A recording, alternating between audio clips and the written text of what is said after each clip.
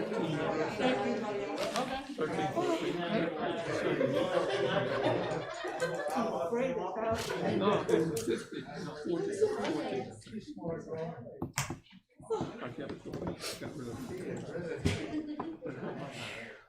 feeling better? Well, that's me. Well,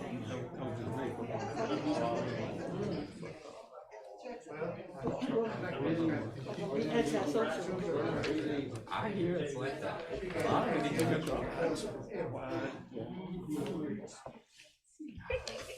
If I didn't have to worry about mileage, I'd do something like that. My wife is pushing me to do the same thing that I do. I ran 160,000 miles. So I like to keep gas miles pretty well.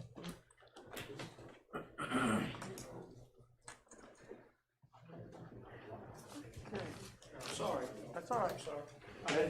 Ready? All right. I'd like to call and order the South Hill Town Council meeting for the month of October.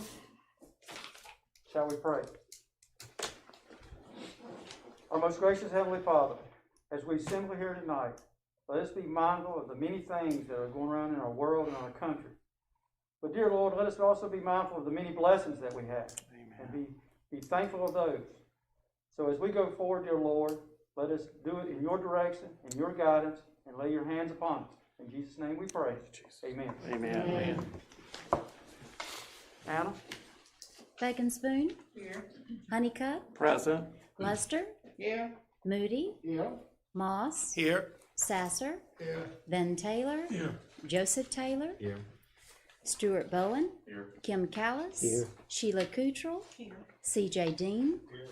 David Hash is not here. Carol Hutchinson? Here. And Brentley Morris. Here. Okay. Council, you've had the opportunity to read the minutes from the September. Is there any discussion or comments? I'd like to make a motion that we approve the minutes as presented. Okay. All those in favor? Aye. Any opposed? Okay. Council, in your packet was a resolution of congratulation and appreciation. I would entertain a motion for that, if I may. So moved. Second. Okay, roll call, Anna? Bacon Spoon? Yes. Honeycutt? Yes. Lester? Yes. Moody? Yes. Moss? Yes. Sasser? Yes. Ben Taylor? Yes. And Joseph Taylor. Yes. Okay, may I ask Ms. Sawyers and Mr. Taylor to the podium, please?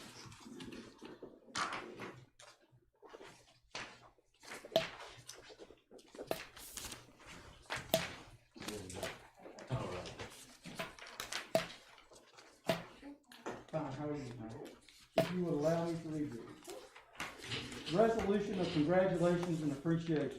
Whereas Ms. Victoria Vicky Gale Sawyers, a Parkview High School graduate, returned to teach special ed at her high school alma mater in 2005 after graduating with a Bachelor of Arts degree in psychology from the College of William and Mary, and then earned her Master's of Science with a concentration in special ed from Longwood University in 2009.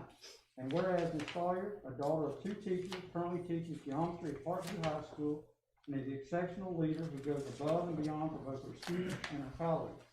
And whereas Ms. Sawyers has contributed much to Parkview High School and the community, including spearheading the Innovation Grant Project, serving as a member of the Calendar Committee and Advisory Board, coaching girls soccer, overseeing the Kyle Hour program and project graduation, and was the former assistant band director overseeing the flag team. And whereas Ms. Sawyer was a cornerstone of the Mecklenburg County Business Educational Partnership Spelling Bee / Trivia Game Night award-winning team. And whereas Ms. Sawyers was chosen as Mecklenburg County Teacher of the Year and Regional Teacher of the Year for the 12 school districts in Region 8. Now therefore be it resolved by the Council of the Town of South Hill, we extend to Ms. Vicky Sawyers congratulations on her accomplishment and gracious thanks and appreciation for enthusiasm, dedication, commitment, and outstanding representation of our town. Thank you very much.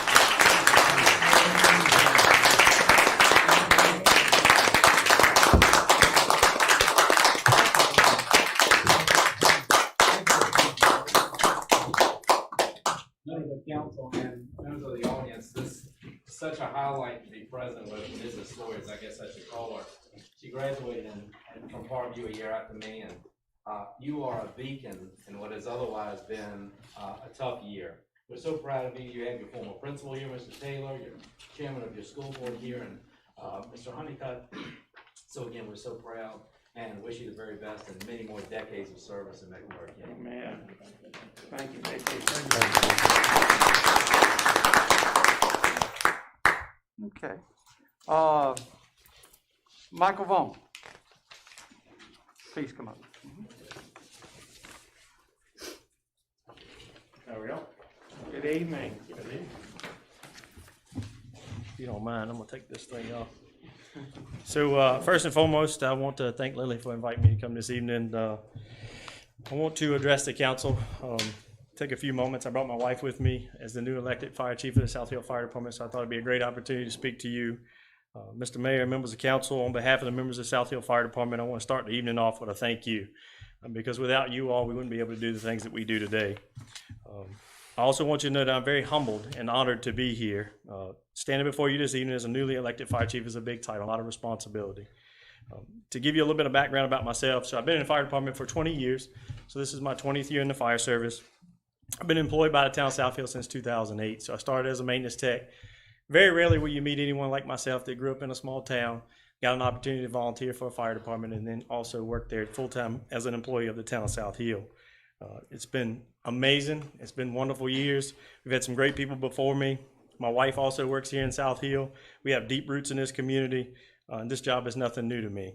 I've had some great mentors along the way to help prepare me for this job, and although I still have a lot more to learn, I have good people that will teach me those things and help me along the process during our successful path. It really would not be without the dedication of the members of the South Hill Fire Department and the people that come before me that make my job so much easier, and especially you guys that are sitting before me this evening. My goal as a new chief is to put my time and effort into the members' training, their families, the fire department as a whole, and to provide a service to the community that is outstanding and above and beyond what you would expect of us. It would not be fair if I didn't recognize the ones that laid down the groundwork before me, that put us in the positions that we are in today and set that fire department up to succeed. This is an ever-changing world, and if it had not been for their hard work and their dedication, we would not be where we are today. I want to take a moment and share with you what I believe a volunteer firefighter is in this community, and that is my definition of volunteer firefighter in this community is a person that is willing to stop everything at a moment's notice, regardless of the time of day, regardless of what he or she may be doing and what he or she is willing to put themselves into and into harm's way to save someone in need. It makes no difference to us day or night, hot or cold, raining or snowing, holidays, weekends, or birthdays. We're always ready at a moment's notice. When you join a fire department like we have here in South Hill, you're not in it just for yourself, you're in it for the community. But you also bring your entire family with you.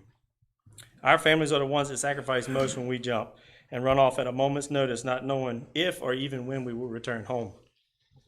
It takes a lot of desire, a lot of heart, a lot of dedication to keep going, especially at 2 o'clock in the morning when it's 15 degrees outside. Sometimes we stay out all night just to return home to shower, kiss our loved ones, and then we're off to our normal jobs to provide for the ones that we left at home. Many of you may be wondering why I'm sharing so much tonight. Well, I wanted a chance to let you know what it means to volunteer in this community and what it means to me. We will always take very high levels of pride in what we do and pride in the service that we provide to the community. Our volunteers will never stop training, teaching, coaching, mentoring, and providing the very best services possible to this community. We're able to do this so long as you have our backs throughout the process. We all know it's becoming harder and harder to keep an organization like ours going. However, I want you to know that I'm up for the challenge and the department is up for the challenge.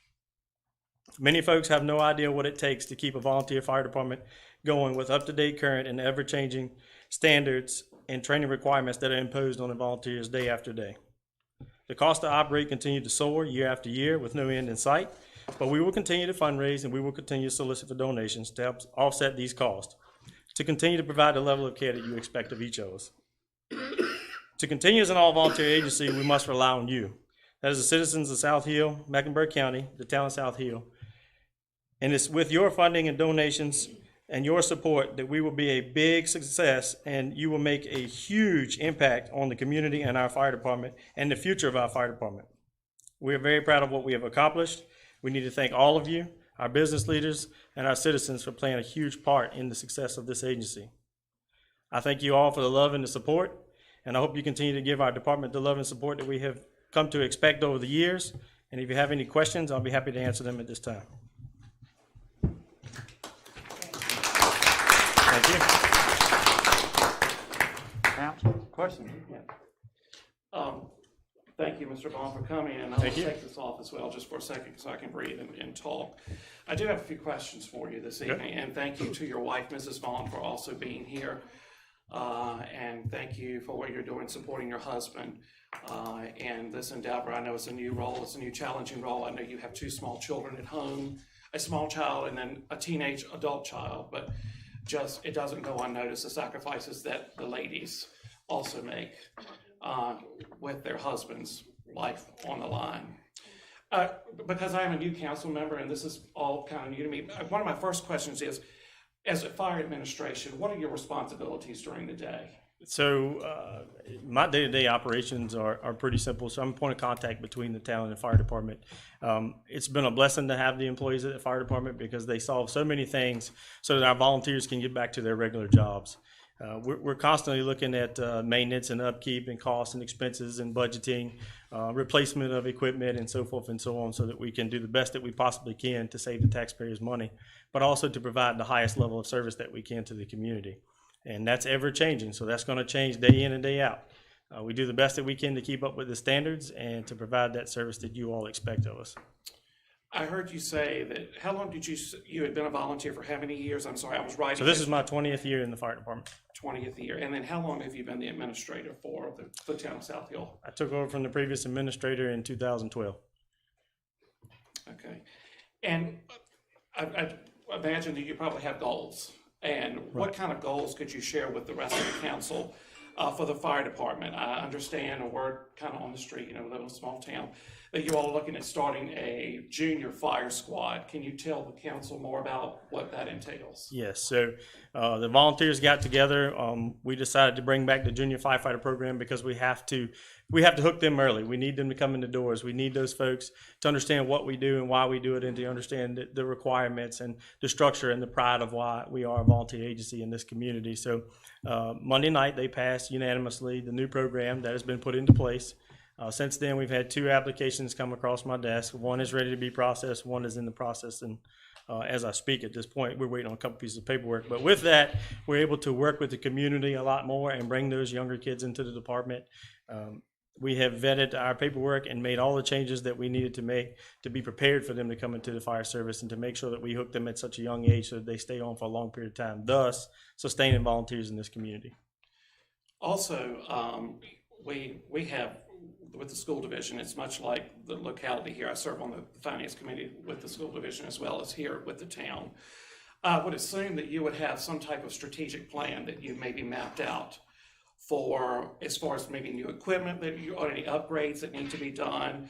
And as a new council member, this is all new. So, I mean, how does that work? Are you all in need of things now? And how does that process work? So, and that's a kind of dual role there, dual question. The fire chief and the admin always communicate together. We're always looking at the equipment. We're always looking at the standards, the changes, and what will be imposed upon us, and coming to the town and the county to allow them to know. Over the years, in the admin position, Kim has informed me multiple times, we have to have that plan. We need to know what's coming, whether it be a 3, 5, or 10-year plan. And I'm admin oriented and based. So I know that I have already submitted a 3- and 5-year plan to the town. I did that on September the 18th, I believe it was.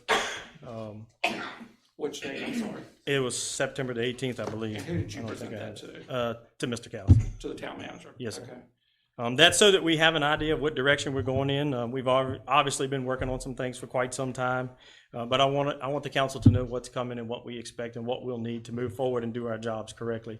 So the standards are going to continue to change. Equipment is going to continue to rise. We know that. Right. And as the standards change, they change every 5 years on us. So we have to be ready and prepared to answer the questions, buy the equipment, and to put the personal protective equipment in place for the volunteers to protect them. So, Mr. Callis, as town manager, is that something that you'll share with the rest of the council as far as what the strategic plan is and, I mean, what goals they're setting out for, like a 3-year, 5-year, 10-year, whatever it may encompass? What he sent me was an email of things that he saw coming in the next 3 years. And when we start budget planning, that will be the appropriate time to discuss some of these things, as we do with other things, vehicle replacement, that sort of thing. So, yes. Okay. I wanted to ask you, I had a couple of volunteers approach me this week about some new office equipment that you all needed in the conference room at the fire department. And now, again, I just need to ask, was that funding approved? How does that work? So sometimes, and that's a tricky one, so sometimes the volunteers will come to the admin or the maintenance folks, or they'll come to the chief or the officers. So we have a slate of officers at the fire department that operate, and they've given us a new task. So currently the fire department does not have a place that the officers can operate, and they don't have a place to bring in those new members and to meet with them proficiently and professionally. And so with that, we turned the old chief's office into, it's a conference room. So basically the officers have a place to work, do their paperwork. We'll bring the new recruits in, take them through the fire station. At that point, they'll get to see the structure, how things are put away, how neat things are, the way that we run the agency to kind of set the tone of what the new member will expect in the fire department. They gave us the task with the help of the town staff and Mr. Novasak. We've gotten probably about 80% of it complete. We're holding on about 20%. At this point, we do have to replace some furniture in that facility itself, but the volunteers are trying to come up with a way to pay for it. Okay. Do you have a line item budget that you're giving every year? I saw one in there, and if I remember correctly, and maybe Ms. Crucial can adhere to this, you have a line item budget that you're able to make purchases out of each year for updated equipment, as far, say, office equipment or... So council always approves a budget for us that we work hand in hand with. So it would be dependent upon which line item we were looking at, but if it was something like for the station, it would be 01223004. And so do you know how much monies are there? It's Can probably, Ms. Crucial help I me was with gonna say it's that? probably. No, I do not know the exact figure off the top of my head. I want to say it was $20,000 or $30,000, if I remember correctly. I'm sorry, I don't have the packet in front of me. You're asking where we stand today? Where we are right now as far as, The last time I looked at it, like 24,000, I think. okay, I was going to say 20, 25. Yeah. There are 28,000 in it. How much? We budgeted $28,000 Okay. and it's for building repairs and maintenance. Is what that line item represents. So if we have to replace an HVAC system or things of that nature, that is what that line is intended for. It's Okay. for building repairs. So it states that building, because I don't have it in front of me, but it says building Well, it repairs. just says repairs and maintenance. Is what it says. Repairs and what, I'm sorry? Maintenance. Maintenance, okay, all right. Has there ever been an opportunity before me prior coming to the council? Has there ever been a wish that the fire department needed or something that they needed that they were turned down for? No, because we don't ask. We don't ask unless there's an actual need for it. And we've spent the time doing our homework. We budgeted things. We priced things out. And the guys work very, very, very hard, and they fundraise a lot. But as the call volumes can increase on them, of course, we're not the only entity that's fundraising in the town of South Hill. We've got ball teams, and we've got rescue squads, we've got fire. And so, we can only hit the businesses and the citizens, but so hard. So we want to be careful with that as well. And they do the very best that they possibly can, but I can't impose but so much as far as fundraising on them. Okay. And also in recent weeks, I've noticed a boost in applications from volunteers. I've seen some new ones highlighted on Facebook. And people that have started, what can you attest this to? I know that you all were down some members, and I've seen a lot of new posts again on Facebook of new members that have joined, and you attributed that to.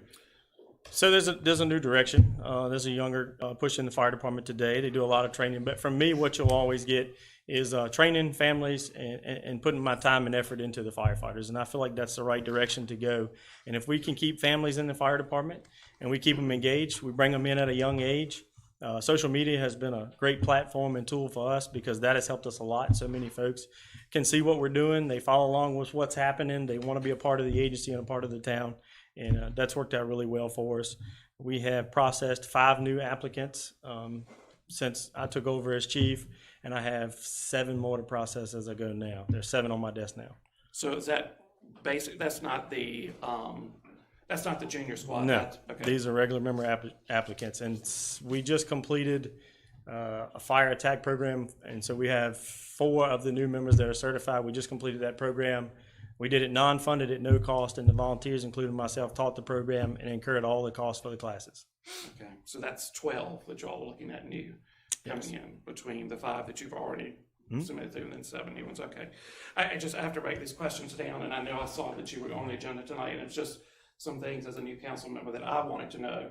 But I do want to say publicly that I thank you not only for your service as a volunteer fire chief, but also the fire administrator that serves this town. You had really big shoes to fill following our past fire chief, Russell Wells, who laid a remarkable foundation for our volunteer fire department.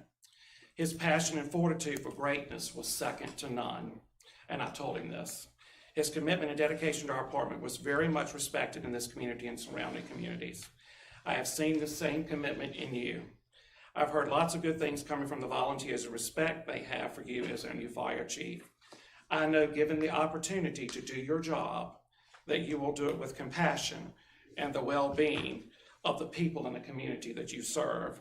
It's in your blood to serve and protect, and anyone that knows you knows that you will do the utmost in professionalism and integrity to this community and the people that you and the department serve. Thank you. Thank you for your kind words. Any other questions? Any other council? I have a question. I don't know if you were ever able to answer the question. Did I hear Councilman Honeycutt ask you that y'all are trying to buy some furniture now or furnish this room? So we're gonna finish the room so it's a lot more professional. It's for the volunteers, it's for the officers to have a place to work. They currently don't have one. If we do a meeting now, we currently do it out in the open area so the community comes in and out. Volunteers, we get a call, they're walking by the room, it's all glass. It's not really a professional setting that we're sitting a new recruit in, so we're working on that project, probably 80% complete, but we're kind of stuck at this point. How much money is that, would you say, to complete that? I mean, how much furniture About do you need? $5,000, $5,000? roughly. Has it ever been a budget issue in the past with funding for these No. types of things? Not in my, so I've been employed there since 2008. We've never really had an issue with the town. Town's always had our back. But this request was denied? Is that what I heard you say? I did put in a request, yes. Was that approved or denied? No. It was audited. When it came through the finance department, the invoice was examined for what it was for, and it was questioned, and it was brought to me, and it wasn't something that was ever discussed with the Budget and Finance Committee or approved as a building repair and expenditure. It was something that was just not discussed and not approved. And so I had a conversation with Chief Vaughn and said, we didn't discuss this. And he said, this type of thing, we ran through that account before for things like a monitor here or there. But we have new staff, people that look at things a little more closely. It was reviewed and audited, and it was not something that is typically in a building repair and maintenance, like a roof repair and HVAC. So I talked about it with Chief Vaughn, and I hope we got it resolved. I went back and let the volunteers know they had to pay for it, and they're working on it the best that they can. Well, here's my problem, because it's never been a problem before. In the 48 years that I've lived here, any request that our fire department has asked for, it's never been a problem. So why now? Well, I guess my remark would be, we can define problem, and I don't know that necessarily a budget line item request is ever a problem, but as much as we do appreciate your service, Chief, and every member's. Thank you, sir. With the limited resources you sometimes have, we can't carte blanche approve every single request. You wouldn't expect that, I know you No. wouldn't. As you wouldn't within your own department. So while I understand, Mr. Honeycutt, your position that the town has always taken a very generous approach, I'm not in favor of a carte blanche approval to every request. I didn't make that statement, Mr. Taylor. What is your statement? My statement is it has never been a problem before to fund requests from our volunteer fire department in my life that I've lived here in this town. And that's true, but they have generally come to us in advance saying, we need to do this, and it has gone through the appropriate levels. So it was never presented? No, Okay. it was never presented, we just saw the invoice, no. Okay. So would it be appropriate that his request is going through the fire committee or through the budget and finance? I mean, it seems like to me that would be a council decision to approve or deny a request like that. I mean, As long as it- especially when we have to hear from citizens and constituents and volunteers that, hey, we're having a problem. But at the same time, we had a budget for equipment, office equipment and maintenance.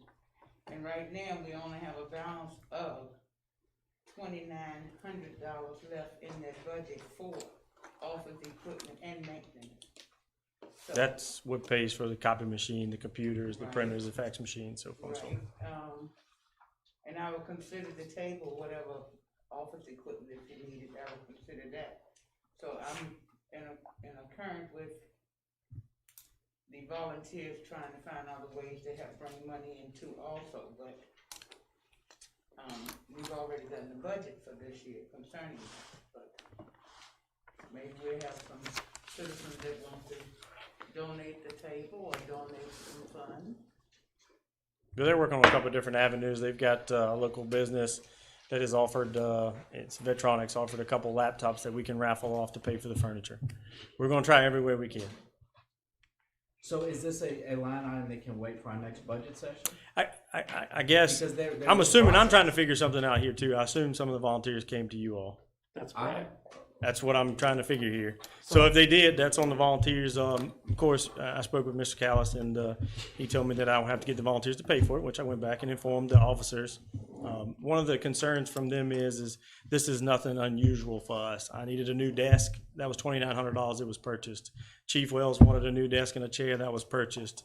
We need a couple tables. They were purchased. Monitors were purchased for the fire station as needed. We needed repairs to the control room. That was done. New furniture was put in the control room. That was not an issue. I think that was their concern. So if they came to you, I do believe that that was their concern. And they were always approved under 01223004, which is repairs and maintenance, and we've always used it for upkeep, replacements, repairs, and things to the station. And perhaps this was the first time that an invoice had been scrutinized by the person reviewing them for payment, and she caught it to her credit and brought it to someone's attention, and it was looked at, and then we had a conversation. So we have somebody who's really doing a great job over there. And I didn't say she didn't by any means. I did not say that. I didn't say And she I'm didn't do a just good saying job. that's why this has come up. Right. Now, we have someone that's really paid attention to them, and didn't happen before. But I will get back to what I said. We live in a small community and it's about perception. It's about perception. And it's a bear that nobody wants to poke. I would be afraid to poke it because they have done an outstanding job. Ever since I've lived here, Ross and Wells did an outstanding job. Michael's doing an outstanding job. And, I just pray that whoever's listening or watching tonight, I'll step up to the plate and give some money, if that needs to be the case. But, again, it's never been a problem before, and that's the problem that I have now. It's never been a problem before. Please, Michael, I would suggest that if the fire department does not get the equipment that you need now, the office equipment, Yes, sir. that when you come to the budget and finance for the next fiscal year, that you bring that to us and let us discuss it at that time. Okay. Thank you very much. Thank you. Okay. Anything else, council? Okay, thank you. Thank y'all for your time. Thank you very much. Thank you. Okay, council, in addition to our agenda is Ms. Lambert and Ms. Walker.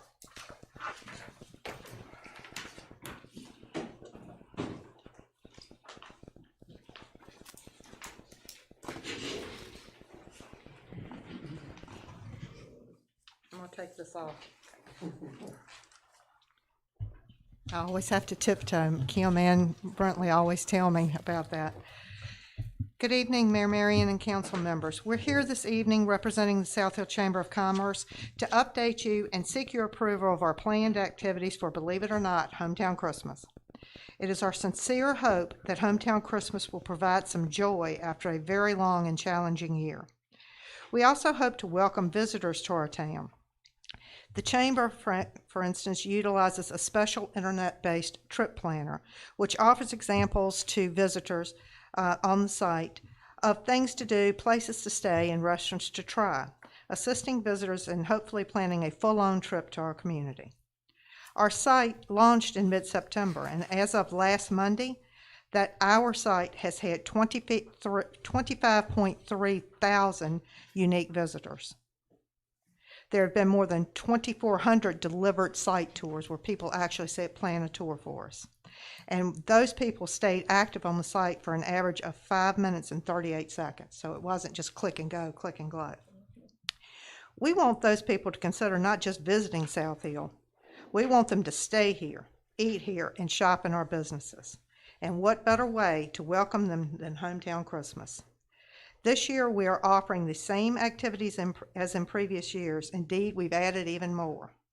We are, as we do with all of our events, working very closely with the Department of Health, and we're tweaking each and every attraction and activity to ensure social distancing and safety. Good evening. So I'm going to give y'all a little rundown of what we've got planned so far. So this year we plan to start Hometown Christmas on December the 3rd. It's a Thursday night with a very special and safe Christmas concert with the Embers at the Dogwood. Also this year we have added a holiday lights contest for homes in the South Hill town limits, and we've had a lot of positive feedback from that so far. We're going to have 3 categories with that: most elegant, most kid-friendly, and most flashy. And since all of our town council members live in South Hill, we hope that you'll all participate in that. She just challenged her. We also have announced that we're having a business decorating contest this year. The winner for that's going to have a special banner, a trophy, and of course the all-important bragging rights for the whole month of December. So then on Friday night at 6 p.m., Mayor Marion and some special guests will light the town's Christmas tree. Following that is when we will open the skating rink, and Mr. Mayor, we will not ask for you to participate in that this time. That will be in the Farmers Market parking lot. We've been talking to them about that. We'll have the Christmas carousel again. That's going to be in the North Mecklenburg Avenue extension. And then this year we're also going to have a new toboggan attraction. That'll be in front of the library on East Danville Street. This will begin and it'll run until 9 o'clock Friday night. Each attraction that we have has its own attendants who clean and disinfect, and then of course we're going to have volunteers as well. There will be food trucks present on Friday and Saturday. So then on Saturday we start early, and the morning part will be for our special sensory friendly for all of our attractions. Those kids will get to experience all of that pretty much by themselves before a lot of people come. At 10, all those activities will open up. We are planning on having a special holiday shopping experience featuring our local vendors. That's going to take place at the Exchange from 9 to 4. This isn't on us, but also the marketplace. They have their whole market going that morning as well. So then we have Santa's Marketplace, which will take place at the depot from 10 to 4, with small groups of children coming in stages to shop for their families using Santa bucks. That was a big hit last year. So then we'll have Tell Santa. It's going to be a little bit different this year. Santa will be on the porch of the caboose with children 6 feet below at ground level, but they'll still be able to share their special wishes with him and have a photo taken. So at 5, all attractions will shut down, and the roadways from the stoplight at Graham Hardware to AirTech will be closed to line up the floats and attractions along the side of the road for a reverse parade at 7 p.m. The attractions will stay stationary, and the parade attendees will actually be driving through the parade route to see everything. So that creates social distancing in itself. We don't have to worry about the crowds being, out on the street. The cars will start at Mecklenburg Avenue stoplight and continue through to AirTech. We have already met with Mr. Callis and Mr. Bowen about this and worked out, most all of the details to make sure it's as easy for everybody and for everybody to have a good time. On Sunday will be our finale, and we want to do a community gospel Christmas concert in Centennial Park. We want to invite all the denominations to participate, and we hope to have some singers or even their whole choir if they can. Attendees will bring their own chair and blanket. The cost of admission would be a can of soup or something for the bread box. We plan to have free cider, cocoa, and lots of smiles at this event. And we hope that everyone will leave with a warm glow to start off the holiday season.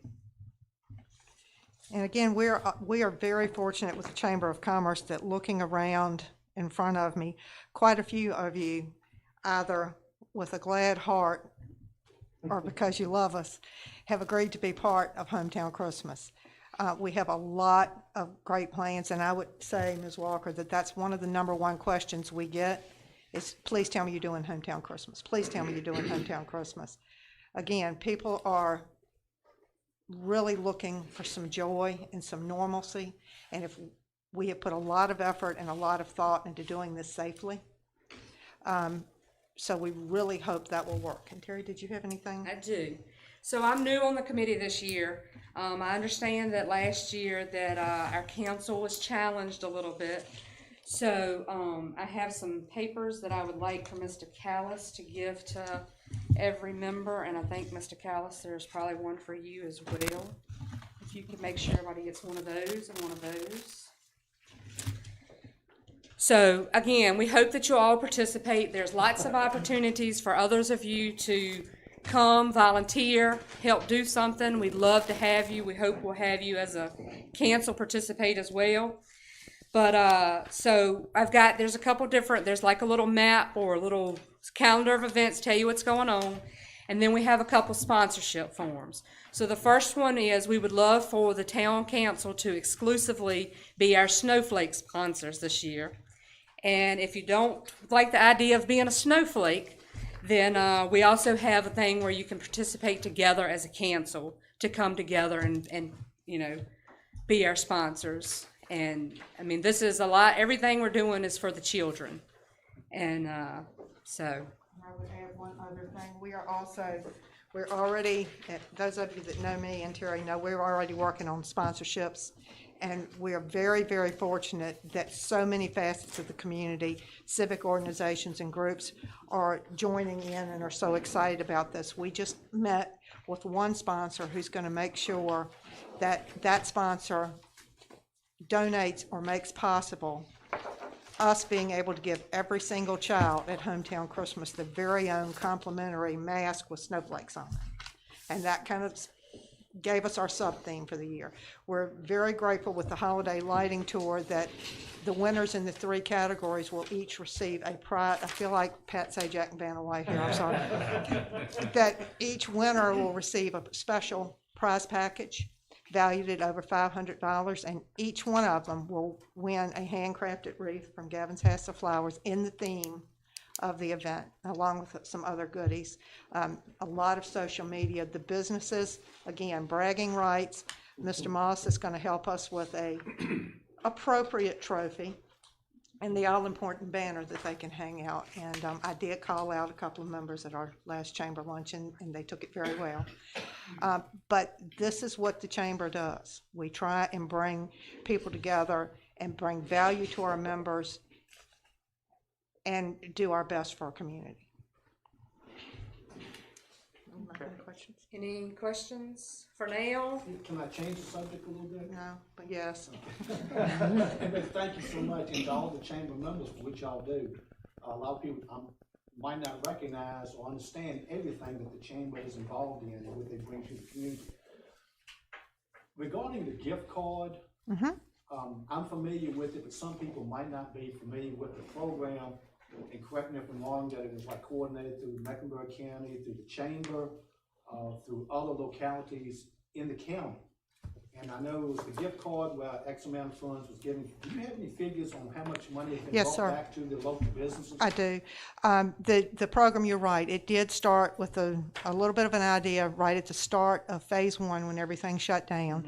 And very quickly, in the space of 2 weeks, we formed what we call Chambers in Action, the acronym being CIA, hence the picture with us wearing black with sunglasses.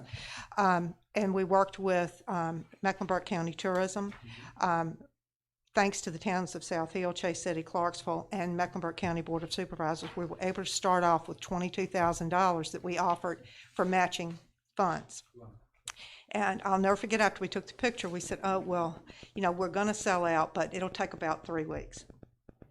In less than 2 hours, that first round sold out. When you doubled that, that meant that it put $44,000 back into the local businesses. On September the 8th, we did another round, this time with some COVID relief funding, and we had $100,000. And again, we thought it's going to go a little bit farther. We split it into zones.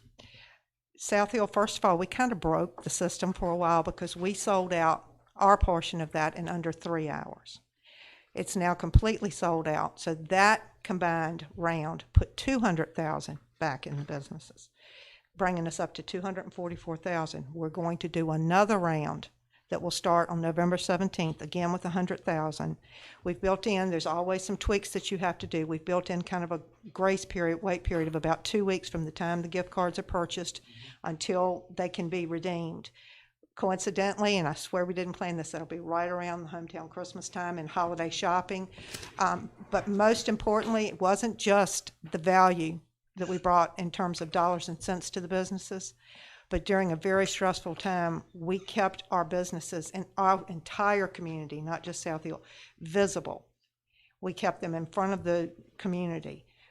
We made it easier, that with our delivery program, for the consumer to interact with the businesses in a safe way and to the benefit of all. And the best part about the gift card program is it didn't cost any one of the businesses a dime, and it didn't cost any additional money to the consumer.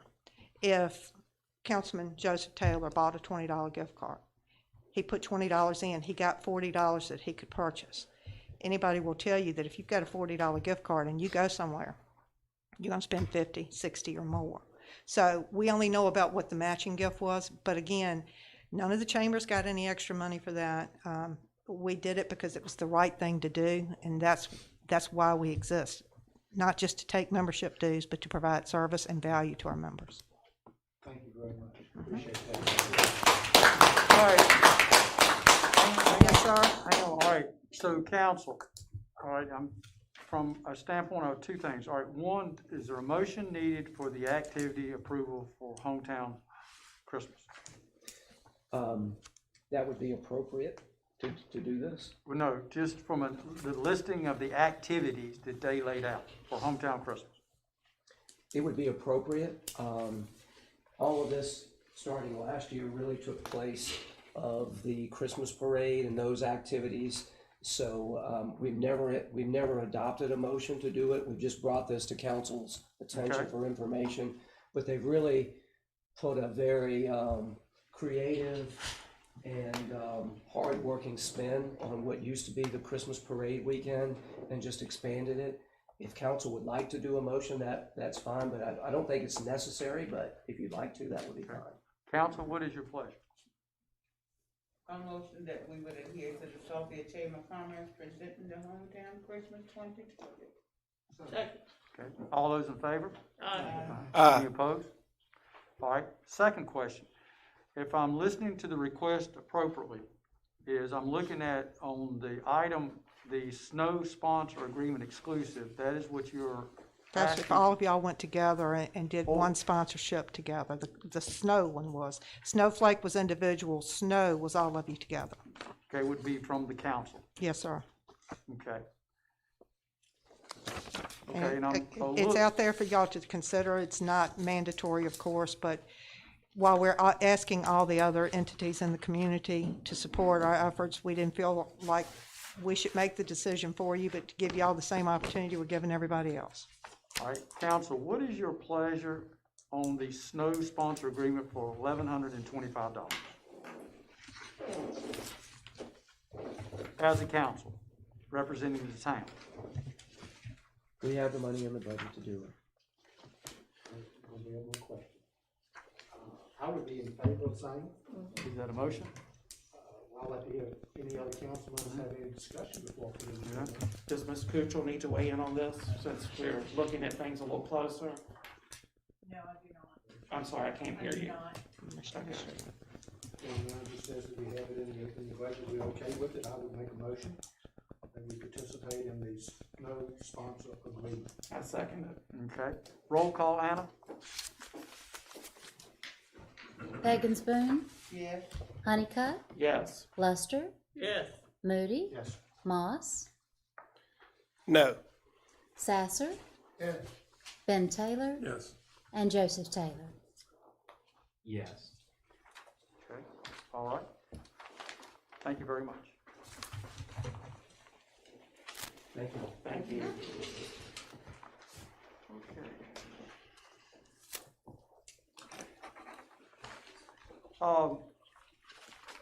Before I get to the next item, I have some comments.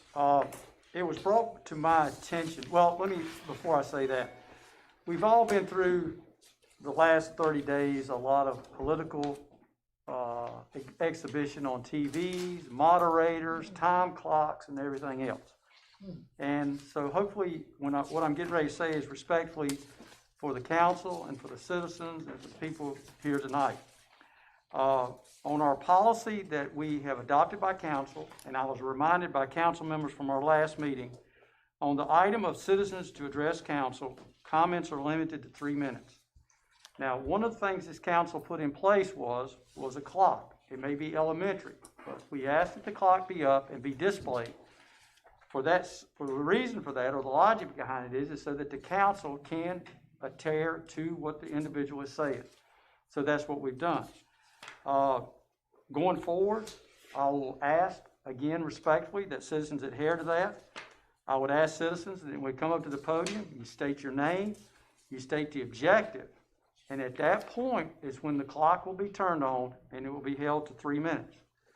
Again, I ask for the respect of those people that are here tonight and going forward on any citizens to address council. So in that regard, Mr. Duffer, I think you will want to address council.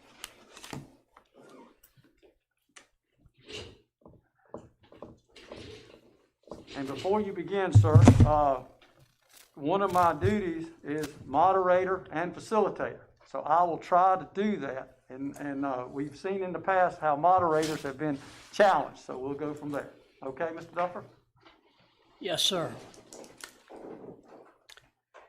I can't see the clock very good, so if you'll just raise your hand, I'll know I'm out. All right, will do, sir. Thank you. If the clock was over there, I could probably do it. All right. Good evening, council and mayor. Hope everybody's doing good. Mine is on dilapidated buildings and houses. I would like for South Hill to know, and I don't know what the council knows, but I do know what Mr. Velva knows and Mr. Hash knows. But anyway, this is the way I see it. May not be right. I'm sure lawyers and doctors and Indian chiefs got a different version, but I get 3 minutes to discuss something that will put me in jail for 12 months. And I don't know if you're that knowledgeable of it, of the crime that I have committed. And this is from my viewpoint. There was Roger Portress, there's Tommy Stanley, and Paul Duffer. And when Roger Portress was taken to court, he was disabled. He had been in an accident, hurt his leg, think he was in a wheelchair or cart like you would drive it. This Tommy Stanley, who I've known for years, really sick. He's still really sick. And there's me. Had pancreatic cancer 5 years ago. There ain't a day that goes by that I don't hurt. Every day. But I'm thankful to the Lord that I am alive. My question to, if anybody wants to ask or talk,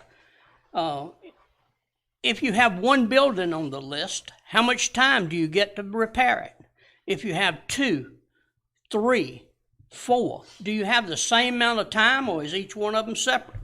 I'm not an intelligent person, but I'm a damn good common sense person, and I know you cannot repair 4 houses in the same time that you can repair 1.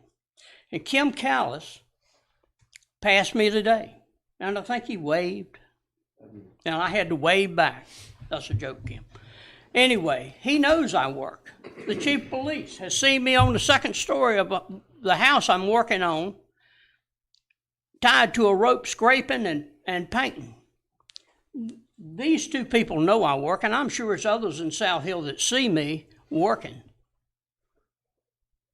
But do you think it's justified that I've been to court twice, and we have doctors, we have lawyers on the list, and I have the list, that have not done jack? So I think it's really odd, and Mayor, you and I discussed a problem I had before you were mayor. So I know you know. Thank you. Now, wait a minute, Mr. Duff. All right, so I appreciate your comment, and the other thing I wanted to say was I was going to ask council to hold their comments and questions to the end, okay? So we've done that. So does anyone in the room tonight present can answer his question about how much time per house, per property? I believe that I can. Whenever Mr. Bellman identifies a property that does not meet the code, his practice has been to talk with the property owner, and they talk about the things that need to be done, and he asks for the property owner to provide a schedule by which they can follow to get the properties corrected. And so he does try to cooperate and work with the property owners. And if a property owner gives a date, they're expected to adhere to that date. Some of the folks have more than one property.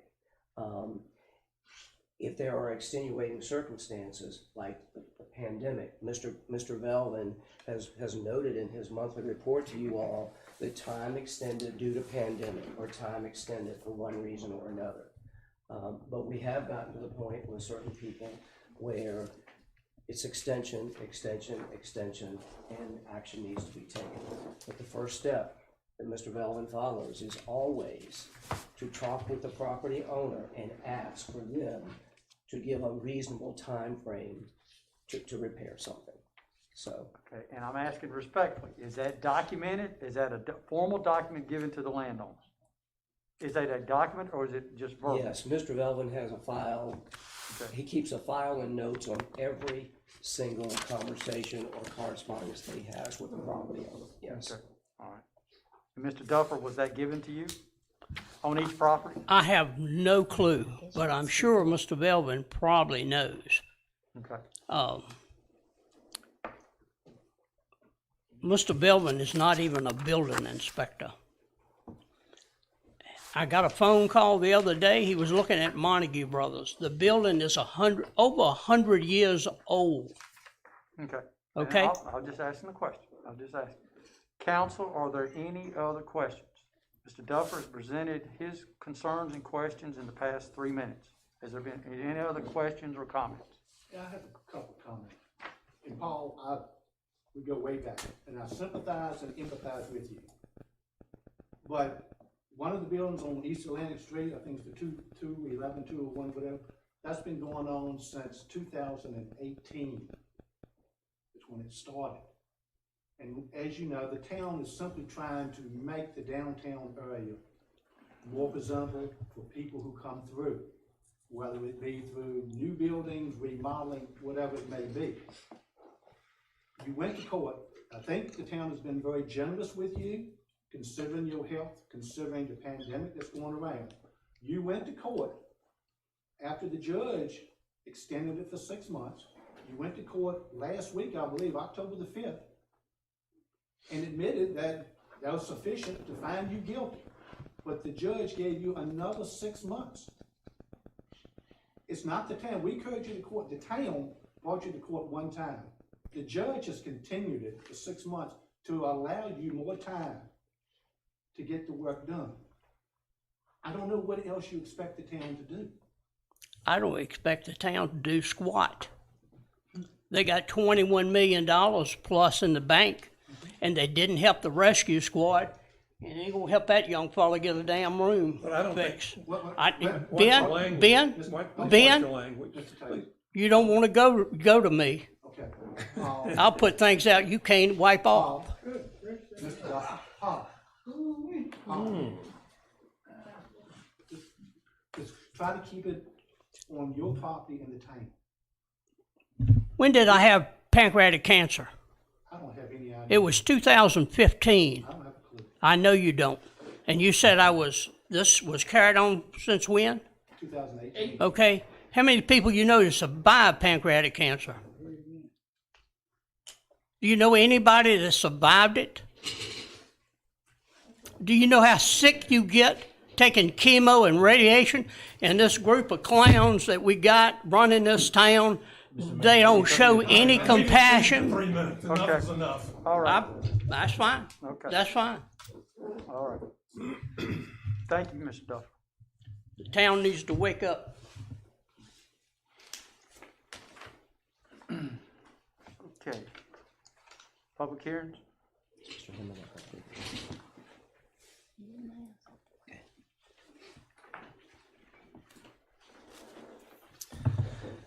Mr. Mayor, members of council, and members of the audience, a notice of public hearing was published in the September 30th and October 7th editions of the South Hill Enterprise to inform interested parties that we'll hear comments on a proposed amendment to Chapter 66 of the Town Code, and it's regarding the placement and collection of brush, grass, and leaves.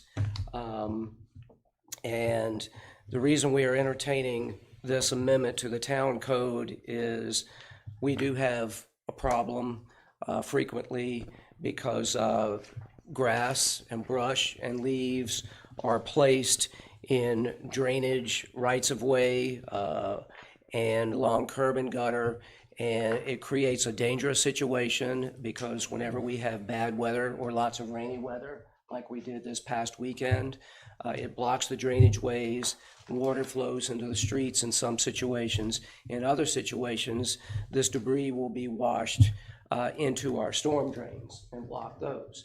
And it creates a dangerous situation for employees because they have to crawl down in them and clear them. So we are proposing this amendment to the ordinance, which in a nutshell says that all brush, grass, and leaves should be placed at the edge of property adjacent to the street right-of-way for collection, and it should not be placed in the street right-of-way, in roadside ditches, or in any location that obstructs drainage. And that's true for brush, leaves, grass clippings, pine needles, and that type of thing.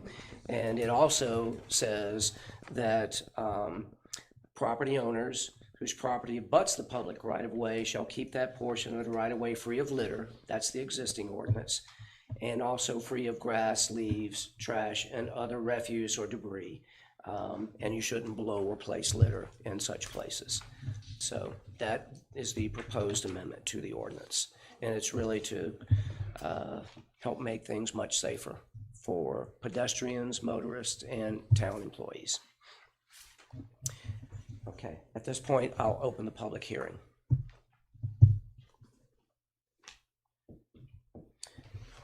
As it appears there are no comments, I will close the public hearing. Okay. Council, what's your pleasure?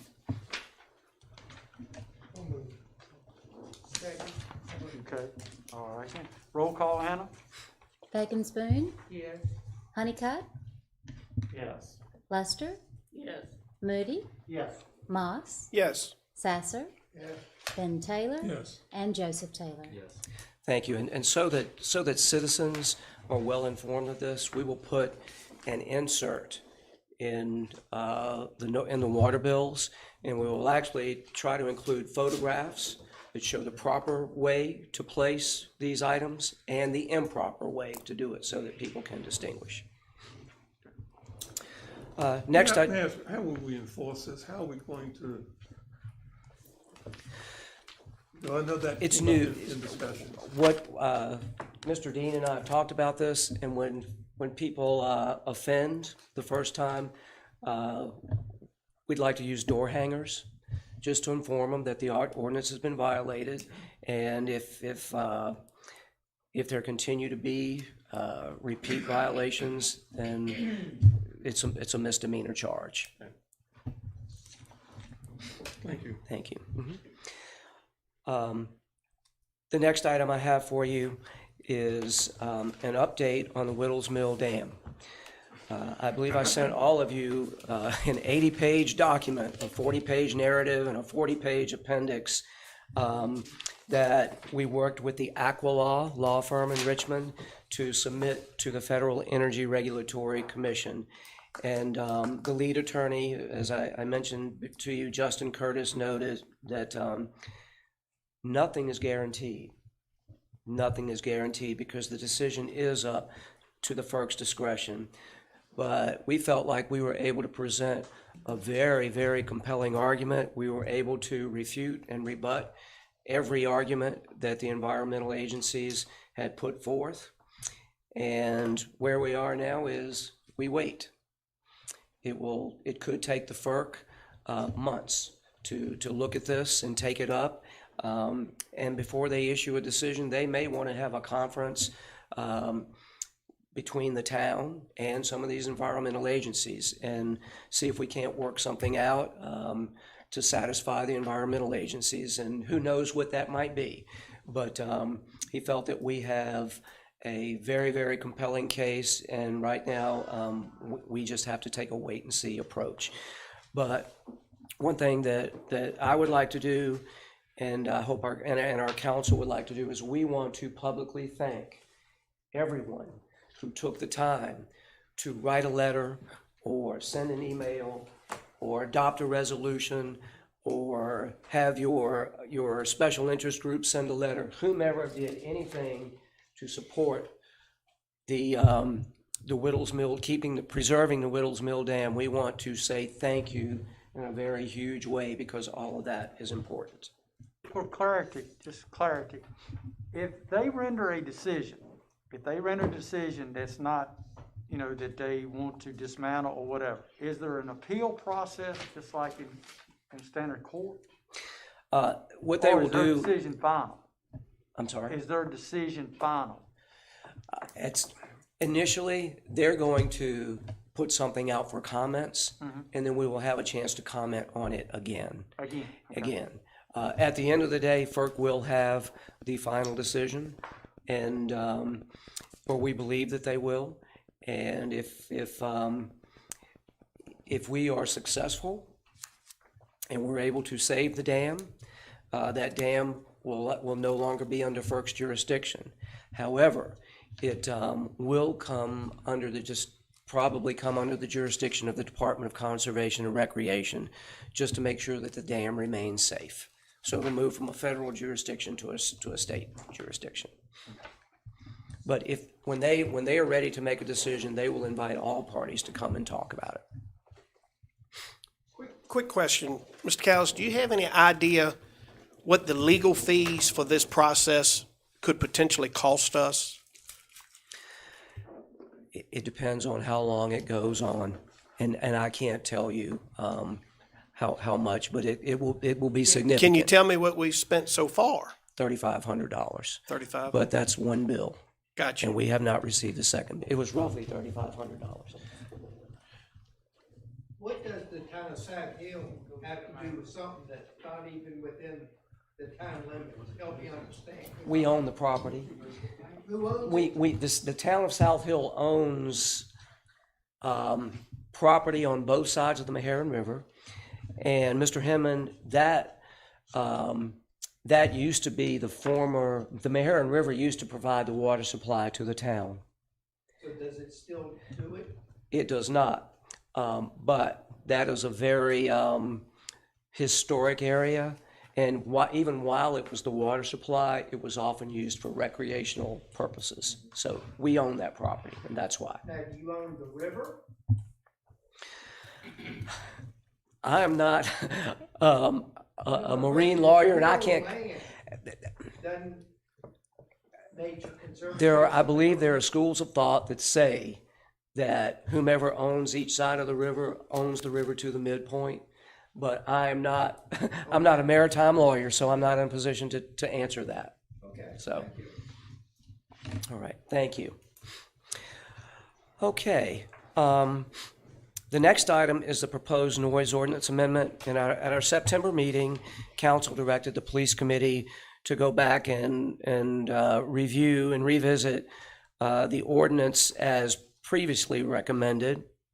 And based on comments from all council members and Chief Bowen's conversations with the Commonwealth's attorney about language needed to make the ordinance enforceable, and based on the fact that our police department has been able to handle noise complaints effectively with a very simple ordinance, the police committee has recommended simply that we update the language to make it current and remove obsolete terms, and to reduce the penalty for first offenders to a Class 3 misdemeanor, and that we remove the mention of specific hours and time. If you have a noise ordinance, let's abide by it 24/7 was the thought process. And the draft of the amended ordinance is in your packet, and we sent this out earlier so that folks would have a chance to look at it. And what we are recommending is that we hold a public hearing on this ordinance at the November council meeting. Council? So move to the public hearing. Okay. All those in favor? Aye. Any opposed? Thank you. And then the facilities reservation calendar is in your packet. And I do want to mention the Halloween reminders. We've gotten a couple of questions on that.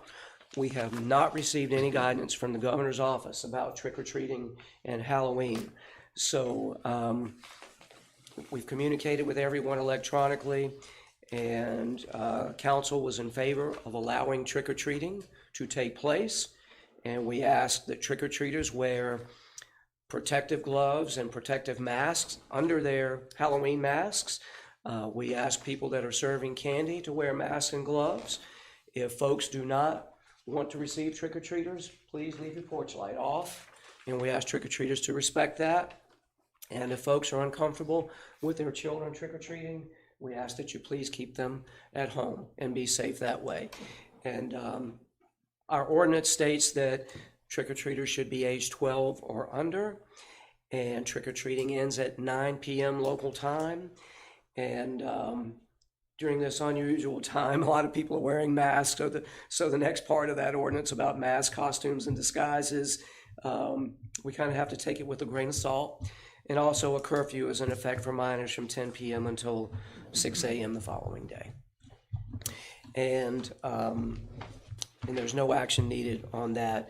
I also got some information yesterday about some CARES Act money that the governor has freed up for broadband, and it's very complicated. I have asked the Southside Planning District Commission to take a look at it to see what we can do to make sure that all of our school-age children have access to reliable internet service, and to take advantage of this money. It does have to be applied for locally. The PDC has already started reaching out, and we got some information from CenturyLink. It created a lot more questions that we already had. So this is going to be a very challenging process, but we're going to try to take advantage of it as best we can to see if we can't get county-wide reliable internet. But there are many, many questions to be asked. Thank you.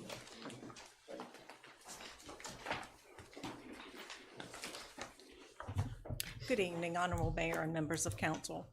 The financial report for the month ended September 30th, 2020 is as follows. General Fund, $7,552,191.62. Water and Sewer Fund, $1,204,203.93. Cemetery Fund, $10,003.01. Total checking account balance was $8,766,398.56. Investment accounts totaled $16,040,663.30. The Police Department forfeiture accounts totaled $27,641. Total taxes due were $233,198.69. Council? Motion to approve as presented. Second. All those in favor? Aye. Any opposed? Thank you.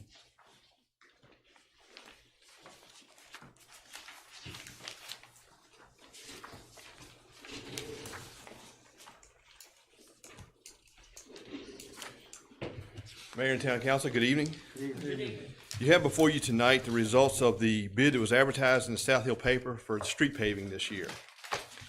We had two different companies to bid on it, and you see those results. The low bid was Colony Construction for a bid of $801,175. And this would be the only street overlay project during fiscal year 2021. So tonight I would ask that the Town Council would go ahead and approve us to award this. We have some work to do to close the gap on what must be done, but we will negotiate with a apparent low bidder here to get that back to where it needs to be. We did have, it was $500,000 in the budget for paving this year. And so I've presented some stuff to Mr. Callis, and that's how we're gonna move forward with this. Question, sir, is this the company that we've used before on the asphalt overlay, or is this a different company? This is a new company. All right, Chief, will you meet with them on the marking of the yellow line, please? Yes, sir. Thank you. It's nice to see some competition. Yes, sir. Question. We had $500,000 in the budget, correct? Yes, sir. And we're talking about 300,000 over that in the bid. Yes, sir. How negotiable is that gonna be before we award it? We've got a couple of streets that we're looking at that may not be done this year, so that's one option. And also looking at some of the painting as well as how that needs to go about. Approximately how much would that reduce? It can get it down to, I think it was 531, I think is what we had figured out. One of the things that Mr. Dean has done is some of these streets really do need to have some water line replacements, and we'd like to complete the water line replacement, which we will do before we do the asphalt overlay, so that we don't have to come back and cut up new asphalt. And if we can coordinate that and time it just the right way, yep, we can make this work. Do you have any idea when you're gonna meet with the construction company to discuss? It all depends on what you do tonight, but yes, sir, just as quick as we can. All right. I'm sorry. Where does the 31,000 over budget, where does that come from? What we, in the budget for street maintenance, there's $800,000. And in the past, we have historically spent in the ballpark of $300,000. Recently, council has said, let's be more aggressive and spend more money on the asphalt. And so we've recently spent over $1 million. I can't remember the exact number, but with asphalt projects. With those in mind, of the $800,000, the conversations with the Budget and Finance Committee were, let's look at $500,000 for asphalt, and then that leaves the other $300,000 for different, just ongoing regular maintenance. You may recall that we also recently met with the Budget and Finance Committee and the Water and Sewer Committee on a couple of big stormwater issues. Stormwater also falls under street maintenance. So the $531,000 is just the number that CJ had looked at and said, we think we can tweak these things here or there. We may get to the point where we find out it's just best to go ahead and do all of this once we get the water line repairs done, at which point we would come back to council and say, here's another recommendation, we may want to appropriate some additional funds, but we need to first negotiate with this company. Question. Would it be better to negotiate with them first and get the price down and then come to the council with a set amount for us to appropriate? We Instead can't, of appropriating $800,000 right now. all we're doing is awarding the contract Okay. as the low bidder at Okay. that, and we cannot negotiate until we award the contract. And if we can't, until we award the work, and we go to them, and then say, can we do this? And if they say no, Then what? then what? Well, there's still gonna be less, there's still $80,000 less. Then we would have to either reduce the amount of streets that we overlay, Okay. or we would come back to council and say, we need additional money to do all the streets that they bid on. So the scenario would be, we can award, you will negotiate. If they want to come down, you come back to us and let us know. And if they don't want to negotiate, you come back to us and let us know, without us turning any funds loose, correct? We have to do that because we would need an additional appropriation to do all the work. We don't have enough money there, Okay. yes. Okay. If we can't negotiate, we would ask for an additional appropriation of X dollars so that we can cover that. Okay. All right, and the timing of this would be for the spring, correct? More than likely, Okay, it would be, yes, sir. right. Now refresh my memory to help. Did not something come up this year where we had to call the company back? Didn't something take place this past year? There was something with some issue came up. I can't remember. No, what happened with the Highway 1 and 138 project was,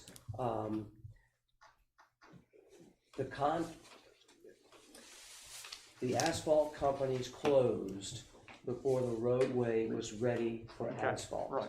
And so we had to delay the paving until March or April And where they had to this come past back, year. right. But in this proposal, we don't see anything like that, where there would be a time issue or anything? We hope not. Okay. Okay, all right. Question. So how long are these contracts good for? Because, as you know, material costs are going up, everything continues to go up. So I would only assume, once we start this in the spring, that it won't be exactly like it is. So how long is this contract good for? It would be good for this work, which is this fiscal year through the end of June. Through the end of this year, Yeah. okay. Okay. Any other discussion? Council? I have a question. Yes, CJ, just going back, and not to beat a dead horse, but have we had any progress whatsoever on the wall in Centennial Park? We can get to that in a minute if you want. Yeah. Oh, I'm sorry. All right, so council, you have a proposal on the table. I move to award the bid for asphalt milling, overlay, and traffic marking to Colony Construction Incorporated at the bid price of $801,175,000. Okay. That's like it. All those in favor? Aye. Any opposed? Okay, now the rest of my report, tonight you'll see that, yes, the wall is one of those things that's outstanding. We're still awaiting on the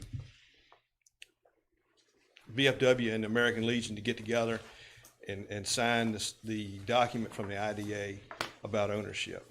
So that's kind of where we're at right now on that, waiting on the ownership issue to be resolved. But once that's resolved, then what? Then that's when you'll be able to move forward with fixing the wall, fixing the electricity and everything else. Cost, who pays that, that's still one of those items to be discussed, talk about and discuss. Because I think Mr. Callis indicated last month that he may be coming to council to ask for help Right. on that project. That's correct. So that's more money.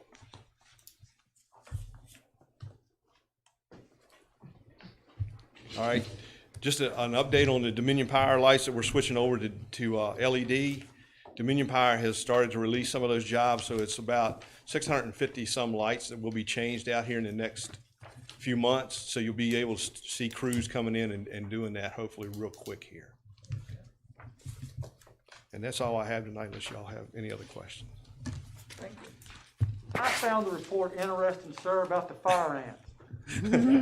Okay. Can you, I want to learn, so will you elaborate just a little bit about the fire ant situation?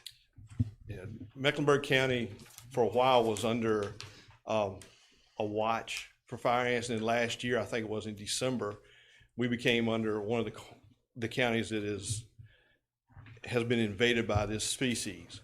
And so they've really come about here in the last few months. You really see it now when VDOT is mowing. Yes, Mr.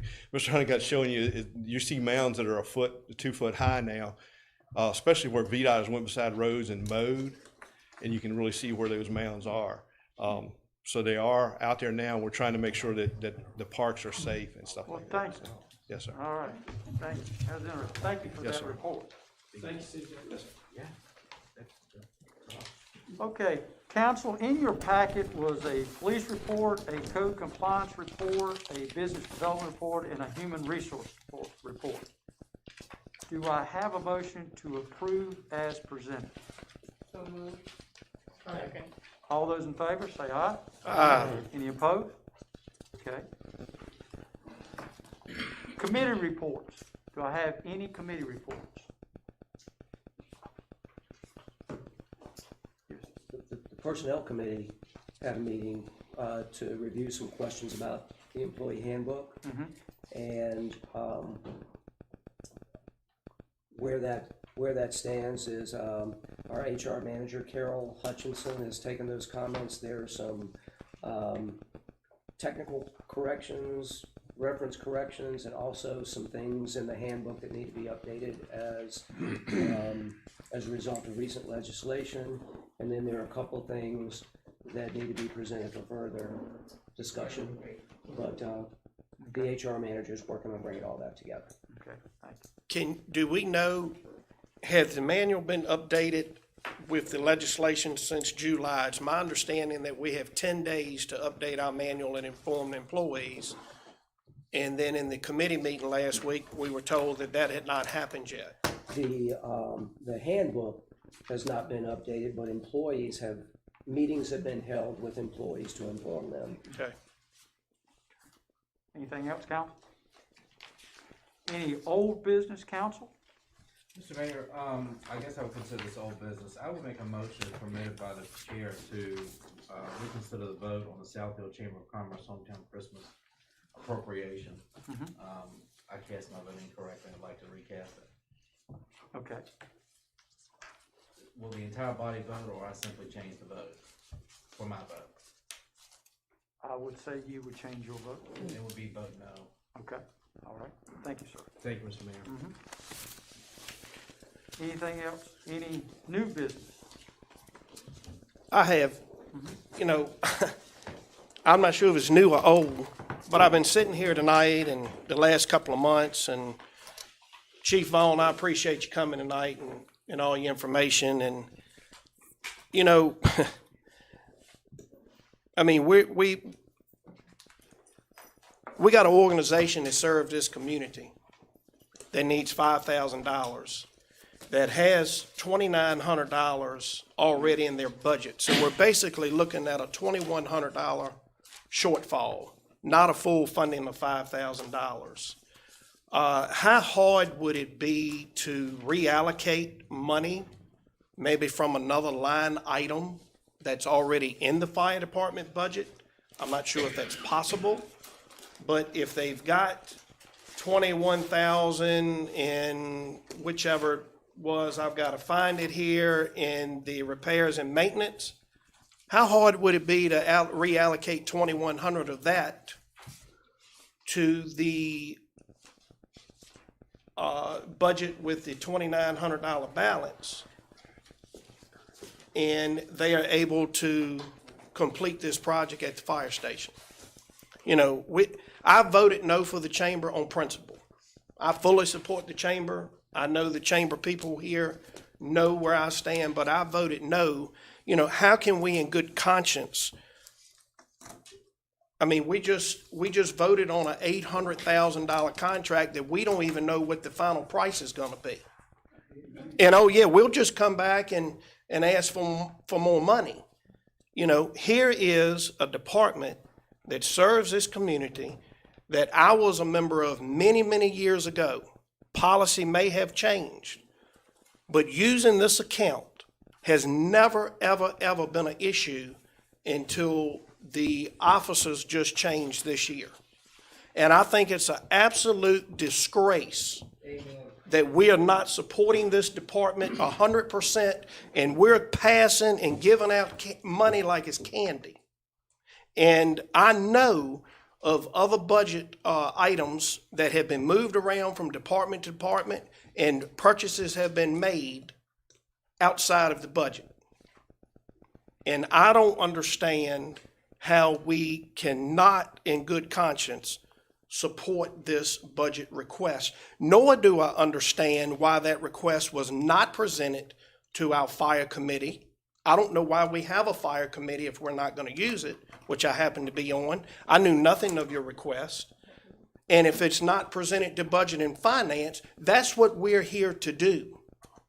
We are elected to do these things, not for one person to be the judge, juror, and executioner on every issue that comes up.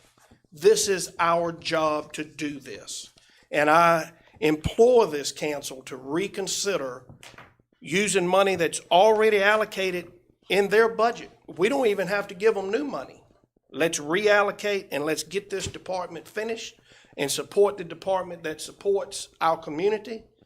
And I will wholeheartedly support the Chamber of Commerce. But I want it on the record that I did vote no on principle, because I can't in good conscience vote for these other things and not support the fire department. It's ridiculous. I concur. It's an embarrassment. I concur with Mr. Moss, and I'm going to have to disagree with Mr. Moody because I know of other things prior to coming to this council that have been brought back to Budget and Finance.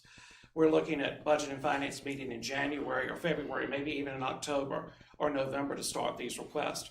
We do have a fire committee. Those things should be brought by our fire chief or our fire administrator to the fire committee, and in return, the fire committee should bring them to Budget and Finance. It's not Budget and Finance responsibility to go and question. That's why we have a fire committee. If we want to all be such a stickler in following the right protocols, that's what we need to do. But to deny this fire department, and these boys told me they were sitting on 5-gallon buckets in that conference room, is a utter disgrace to this community. It has never been a problem before, and why is it all of a sudden a problem now? May I? I'll be glad to respond to that.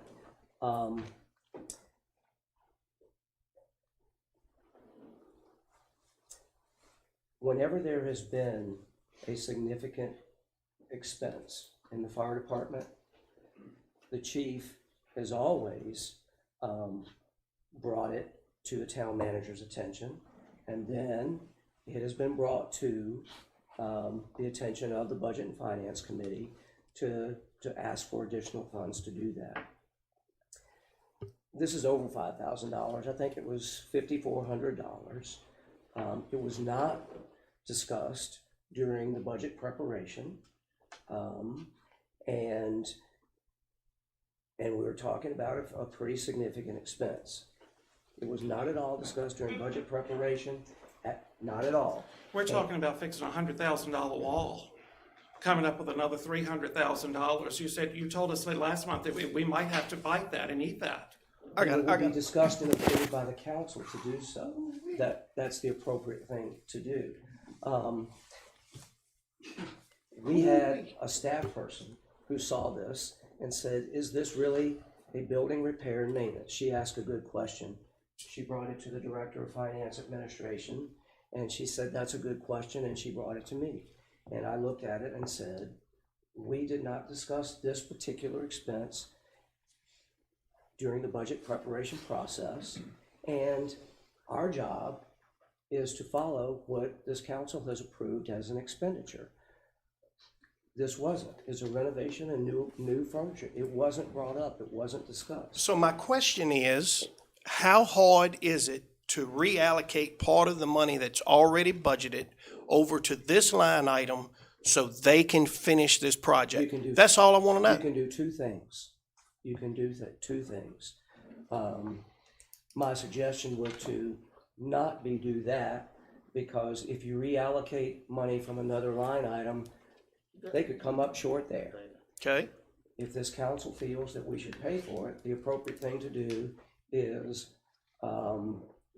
we had whatever amount in repair in office supplies and equipment, office equipment was how much? There was $4,000 budgeted at the current time, at the end of September, there was $2,921. So the appropriate thing to do would be to, I think, my recommendation, and I will ask for Mrs. Cutrell's opinion on this, is to simply appropriate $5,000. Well, Kim, Mr. Callis, that's not your recommendation, because if it was, you would have done this when this request was made. You could have forwarded this request to Budget and Finance, and we could have handled this without handling it like this. This is an absolute, God forbid it's not your home that maybe they have to respond to. This is crazy that we're doing this. And do not expect me to vote to spend $100,000, because that wall's not in this budget request either. Now, I can tell you, that should have never happened. It's not your recommendation, because you could have recommended this when it came to your desk. It came to my attention, and I discussed it with Chief Vaughn and said, we can't approve this like this because it wasn't discussed by the Budget and Finance Committee. His comment to me was, I'll talk to the volunteers and we will take care of it.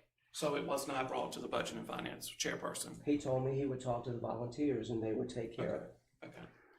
So And that's where it stopped. So the chairman didn't have a comment or conversation about that? When he told me that the volunteers would take care of it, that's where the conversation stopped. Yes. Okay, so Kim, you said there was two options. Explain those two again. The two options you were describing. Would you repeat those? Sure, you can reallocate, this council can vote to reallocate money from one line item to another. We need to identify what those line items are, or you can simply appropriate the funds from fund balance to be added to office equipment and do that.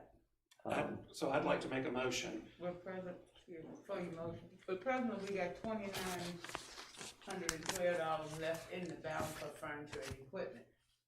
So really, we would need $2,500 to fix this more. They may need that money for the duration of the fiscal year to do some things. Mr. Mayor, I completely understand both sides of this issue. Certainly understanding our competent administrators and this council's accountability to the public. However, I'm not in a position to take a vote tonight, having just learned of the matter, the proposed budget allocation. That is, by the way, the reason I voted against the chamber allotment. And for the same reason, I can't support taking a vote on that tonight. This is the first we've heard of it, and I want to make sure I understand actually what's being requested, what it costs, whether there are multiple vendors who've been consulted, just as we do for every other line item in our budget. I'd like to know when this was brought to your attention. September 18th, I believe. I don't recall exactly the last council meeting. Good records, Mr. Cutrell, you don't have that?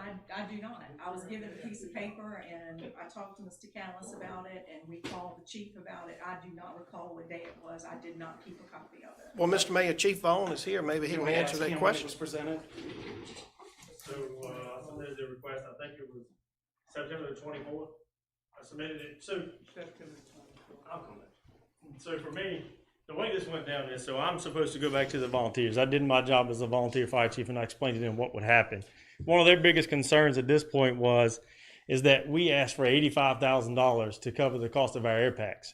Me as a chief and administrator, I went to the county and worked hand in hand with our emergency services coordinator so that the town of Sutherfield would not be responsible for that $85,000.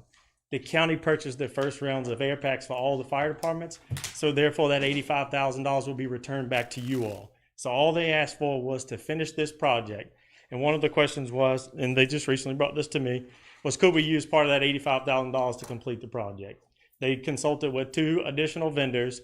They don't build normal furniture. The furniture is for fire stations, for EMS, for law enforcement. It is bloodborne pathogen approved. It's able to be cleaned with heavy sanitizers. It's solid steel construction, and it's something we won't have to replace year after year after year. I informed the volunteers of the decision that was made, and I guess they decided to come to you all. And I don't blame them. And let me just say, for the record, that I can see the forest for the trees. And again, goes back to perception. This is an dynamic volunteer fire department and should be afforded every opportunity to serve this community, period, at the will of what they do every day and not have a hand up their back or being berated about what they are or not doing. And when my house catches on fire, that's who I want to see. That's who I want to show up. So again, I hate this has had to happen, but again, it's real life. This is real. Let me make a proposal for thought, based on listening to everyone's comments. Would it be fair to ask the town staff to go back and look, communicate that to the Budget and Finance Committee, and something that we can expedite, not wait to the next council meeting, that could be proposed back to council to vote on and approve? Is that an option? On a timely basis, not wait to the next council meeting, but, yes, go ahead. If I may, Mr. Mayor, and I appreciate the timeliness of this and the attention that our emergency services deserve. I do, however, want to make sure that we don't become a forum for accepting requests from departments and semi-departments with respect to budget allocations. We have a budget process and a timeline. I'm not trying to prioritize procedure over people. Please understand that. But we have a budget process for a reason and a timeline. And this may be a very worthy project. It may be. But again, if it's worthy enough, maybe it can wait a couple of months for our budget process to begin. I simply lay that out for the body because we cannot become a forum or a grab bag for or of any sort. It's a process for a reason. But you know, your mayor, and I understand what Councilman Taylor is saying, but our budget won't start again until July. Yeah. It's not the process that's starting, is when the budget will start. And if Councilman Fagans Boone went there and saw 5-gallon buckets that these courageous guys and girls are sitting on, they got to sit on buckets to July? You know, and again, the money is in the budget. If it's a problem with the overall budget, I get that. Chief Vaughn, would it appease you if part of the budget was reallocated? Do you see any major expenses coming up in this repairs and maintenance that you've got that $19,000 or $18,000 wouldn't pay for? No, and I would ask you to consider it at your pleasure. I mean obviously your decision. Anything can happen at any It's tough time. on the volunteers. I understand. I'm gonna be honest with you. We just had to buy a new truck because we've had a safety concern. So the volunteers had to take rainy day funds to purchase a truck. To what? Yes. So we've had a safety concern with an issue. We had to take rainy day funds to purchase a new truck. So we don't have a lot of money sitting around right now. Has this been a practice in the past of using your rainy day funds to purchase? Rainy day funds have been used when needed. So if you want to go back a few times, we look back in 2012, Mr. Wells pulled rainy day funds out to purchase air packs that were much needed for the department. So our brush truck is completely overloaded. The brush truck broke a set of bump stops. It's a safety hazard and concern. Currently at this point, South Hills Hazmat Trail is out of service until the new truck can arrive. Have you all ever bought a truck with rainy day funds before? Not with rainy day funds, no. they purchase every vehicle except the ladder truck historically. The town has always paid for the ladder truck. So let me rephrase the question. Has there ever been a time when council has appropriated monies to buy you all a truck to pull those trailers? No. It has not. No, so the council gives us $45,000 a year on contributions to our equipment. That's what we use to pay the payments to buy the vehicles. Okay. Thank you. Michael, I Sure. hear people sitting on buckets. I don't know what you saw. Do you guys not have chairs? Because So- we have our Christmas dinner, we always sit in a chair. I've never sat. Matter of fact, you came by the fire station, so you came by to see the office. So But current, but wait a minute, that's not my question. My question is, why are people sitting on buckets? so obviously the volunteers met with, I guess, Ms. Feggins came by to visit with them, and she took a tour of the fire station. The buckets are in the room because that's what they have to sit on at this point. The chairs were broken, a couple of them were damaged, the table was replaced, and that went into the, so we have a section in the fire department that the members are able to use for lunches. They're able to have their meetings. This is where we do our trainings. But that's not my, when I go over there for Christmas, I hope you'll invite us again. Yeah. Where do the chairs come from that I'm gonna sit on? Those Where stackable are chairs, the they're in the area. chairs that I'm gonna pull up to the table and I'm gonna sit down and. The chairs for the fish supper are stored in the air room. So you do have chairs, people don't have to sit on buckets because they don't have chairs. No, they can take the chairs out the air room if they like. This is volunteer now, so make sure you understand the I difference. understand that, Right. but I mean, people come in there, we have chairs, people don't have to sit on buckets. Right. Okay, We bought the chairs with that's all. Volunteer I fund. just make sure we had chairs and we're not sitting on buckets. That's my question. Chairs were available. What kind of interest do you all get on these millions of dollars that sit in the bank? The money's there. So, council, what is your pleasure? Does the town have a recommendation? Town staff have a recommendation?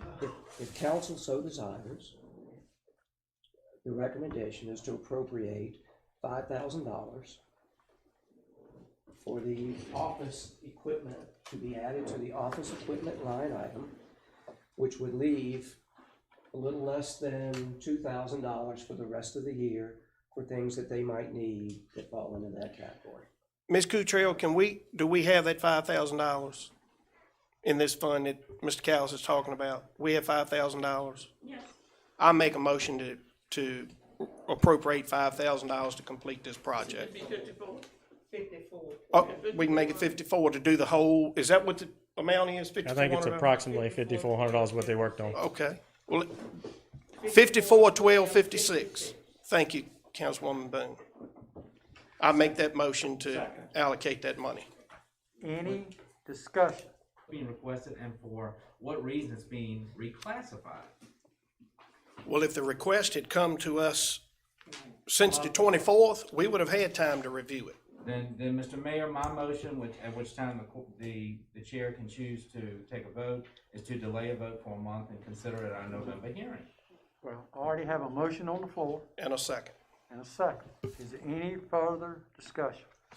Yeah, Michael, Yes, sir. when can you get a total amount and a list to the fire department committee? Or to I this have it here. You I'm got gonna- it, exactly? I'm gonna- Can we see it? It's a custom firehouse logo conference dining table, 36 by 96 vote and steel base. One for $24.99. Then they're also requesting a duty-built custom logo with the South Hill Fire Department logo on the office chair with loop arms, free shipping, quantity of 8 at $2.99 each, which equals $2,392. For including shipping would be $521.56, so the total cost would be $5,412.56. The new item would have custom embroidery, which is included at no extra cost. There's only a one-time setup fee of $200 if we choose to put the embroidery, which you would have South Hill Volunteer Fire Department logo on the middle of the table and on the chairs. First, I'd like to say that I don't think anybody on this council is not tremendously supportive. Oh, absolutely. Fire department, the men and the women and what they do. Absolutely. Absolutely. No question about that whatsoever. But I think we also need to remember, whether we like it or not, there is a procedure that sometimes has to be done in order to get funds. Some get approved, some don't. And simply a word of mouth and then this coming up before anybody gets to see it, other than Ms. Bacon's been, it puts the entire council into a quandary as to what to do, because we don't want to say that we're not supportive, but we don't wanna open Pandora's box either. Right, and so you do not have to worry about that with me. I've been an employee with you for a long time. And I I'll understand explain that. something to you. And So it's look, never I'm been an talking- I'm issue. talking, Yes, sir, yes, sir, yes, sir. And I understand that, but we have other departments that we also have to deal with Oh, yeah. as a town. And we have to be very mindful as to how we handle this. Right. But we are all very supportive. Oh, I understand. And the $5,400, it's not gonna break the budget. We just don't wanna start a process that's gonna steamroll Correct. to something else. If I could, and you're exactly right. We all support the fire department. Wholeheartedly. You know that. I wholeheartedly.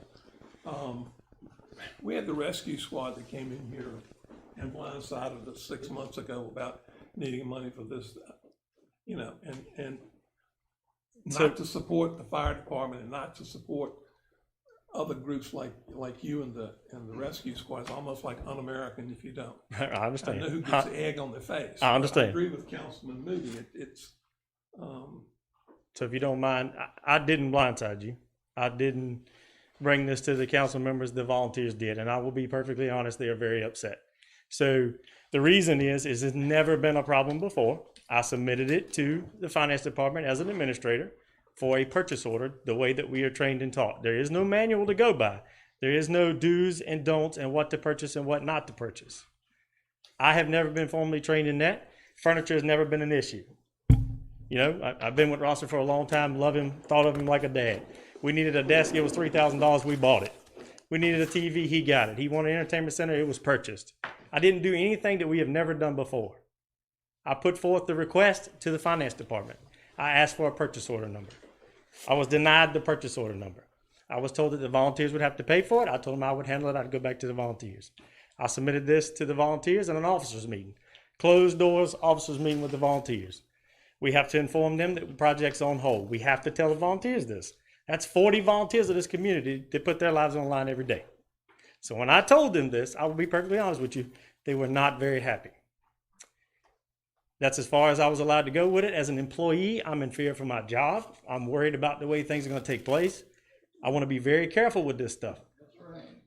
I love the town. I love the community. I love my girls. I have deep roots, and the fire department means the world to me. I did the very best that I could possibly do. Now I have a group of volunteers that are very upset.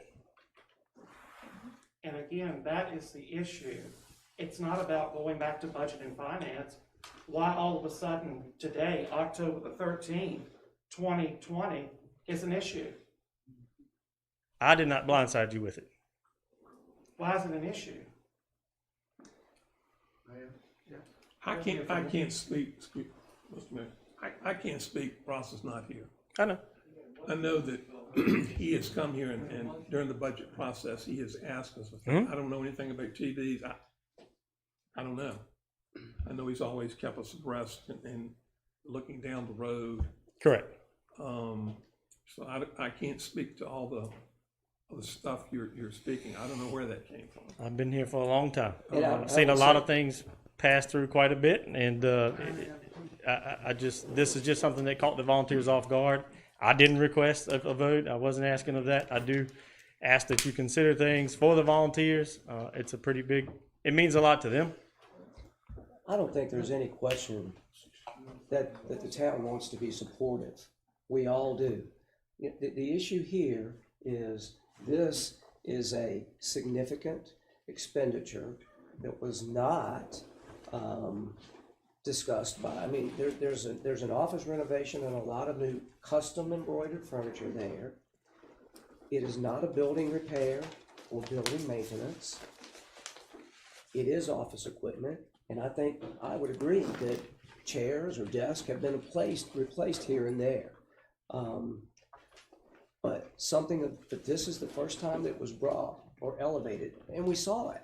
So we questioned it, and it doesn't fit into the repairs and maintenance category, which it's a budget that we are required to follow.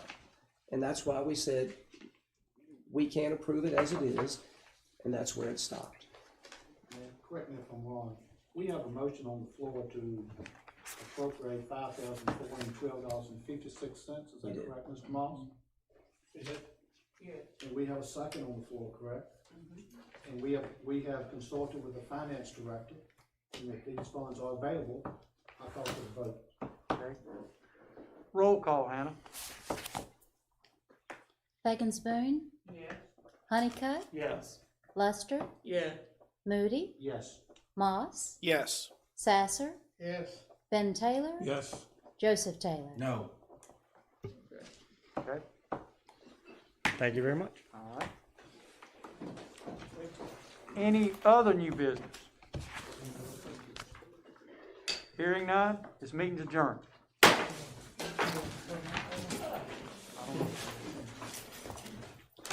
Thank you, Mother.